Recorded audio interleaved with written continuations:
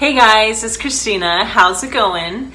So one thing in my career that has taken up a lot of time, doesn't as much anymore, is grading. Grading is so important, but I feel like it takes a while to figure it all out and to figure out what to grade and how to grade it and how to save yourself some time. So I wanted to share some grading hacks that I have learned over time and that have really helped me.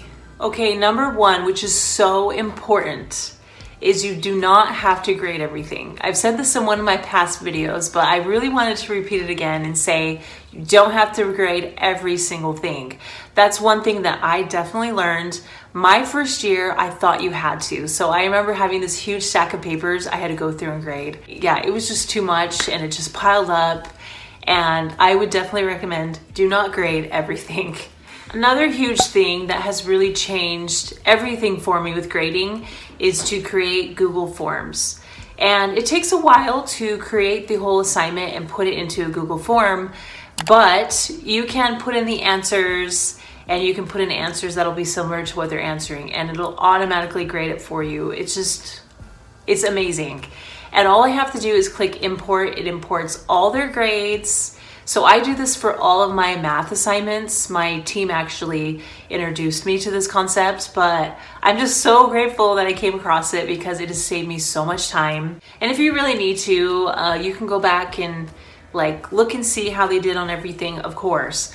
But it just makes it so much easier so you don't have to go through and grade every little thing. So Google Forms, I would definitely learn more about it and learn how to set up a form and how to grade it. And if you want a video on it, just let me know. Another thing that's really helpful is to create a rubric or a checklist of things you're looking for in that assignment. It just makes it easier as you're going through and grading things. I don't know, it just helps to have a rubric or a checklist of something or things to look for when you're giving them scores. It just makes it way more organized and I feel like it runs smoother, especially with writing. I think rubrics are very helpful. Another thing that's really helped me over the last few years is my district and my school, we do a lot of performance grading. So we do it on a scale from 1, 2, 3, 4, which is really huge.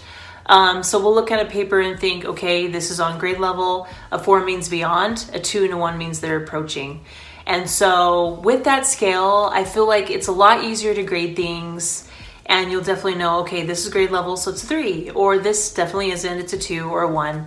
And then you can use evidence from it to back up that score. So performance-based grading has been really, really great, but I know a lot of schools don't do that.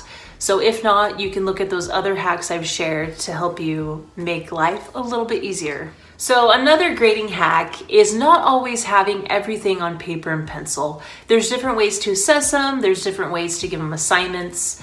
For example, a lot of times I'll have them do things on a whiteboard and then I'll say 3, 2, 1, raise your boards.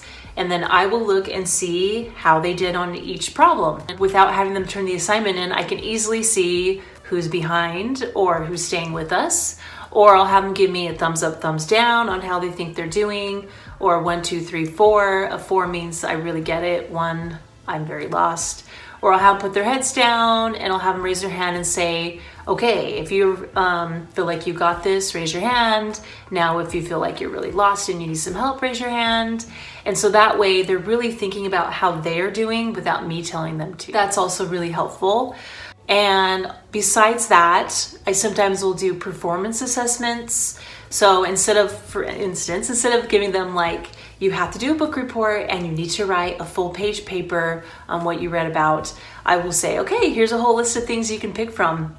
And you can create a movie from part of the book, or you can come dressed as the book character, or you can pretend like you were creating a whole movie and decide what actors you would have for different roles. So there's different ways to assess them or give them assignments besides paper and pencil, which will save you some work. Another grading hack is I will have them turn in an assignment, maybe it's a slideshow or a packet, whatever.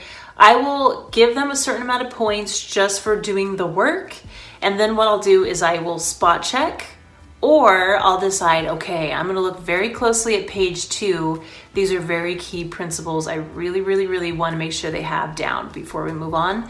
So you can pick part of it to grade and then the rest they get participation points, or you can spot check different numbers just to make sure they're on track. Another thing I've done in the past is on an assignment where I really want to be more thorough and really look through things step by step, I will have a parent help out, and I will either send a huge manila envelope home with some packets or a page for them to look at, and there'll be a key in it, or they'll come in and help me as well. Of course, there's certain assignments they shouldn't be grading, like a test or a quiz, but something where they're building on a skill that you want to be a little bit more thorough with. A lot of times parents are happy to help, and sometimes they like grading things because, you know, for us as teachers, we might get sick of it, but maybe other people might think it's exciting, who knows?